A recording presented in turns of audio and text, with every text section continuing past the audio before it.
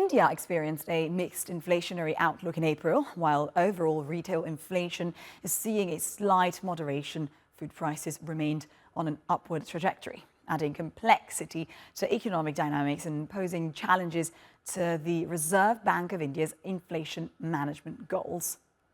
Retail inflation marginally eased to 4.83% in April, maintaining its trajectory from the previous month's 10-month low of 4.85%. Food inflation surged to 8.7%. That's marking a significant increase from the previous month's 8.52% rise.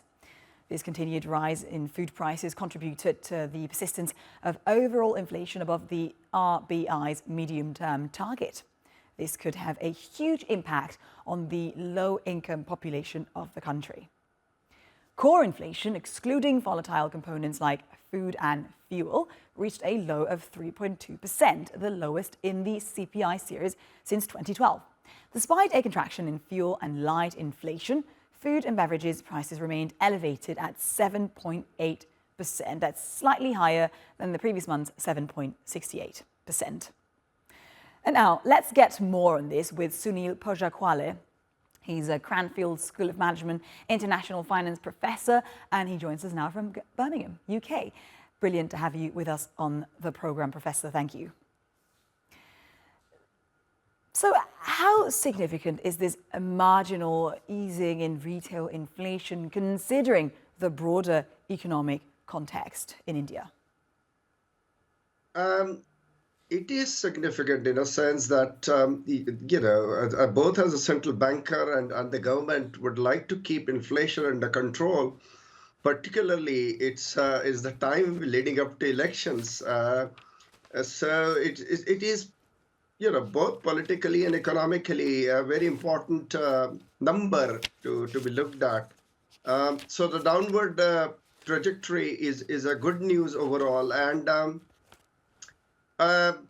the Reserve Bank of India, the central bank, would be generally happier with the numbers that they are seeing, although they would like it to be much lower, particularly the food inflation.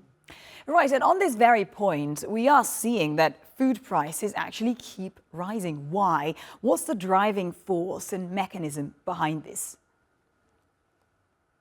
I mean, there are several things really. First thing to bear in mind is that India is one of the most populous countries in the world. So with a very large population, the demand for food is always going to be very high, particularly when you have very growing young population, which is ever hungry, so to say.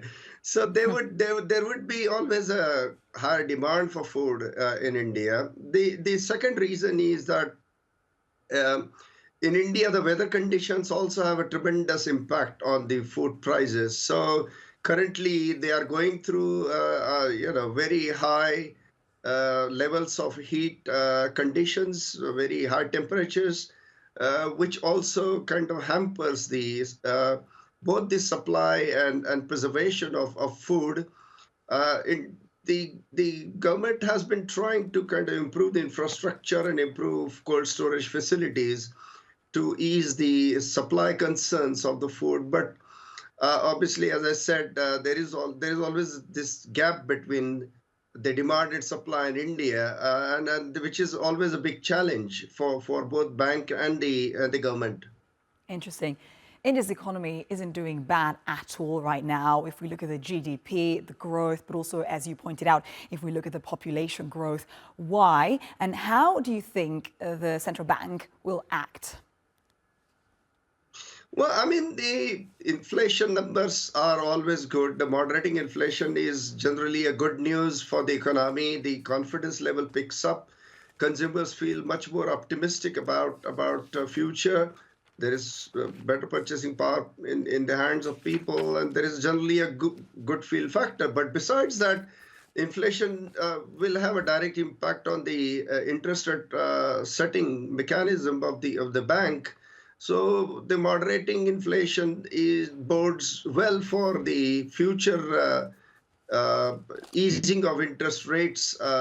Expectation is that after elections in June, the inflation will continue to moderate, and it might prompt the bank to actually reduce interest rates.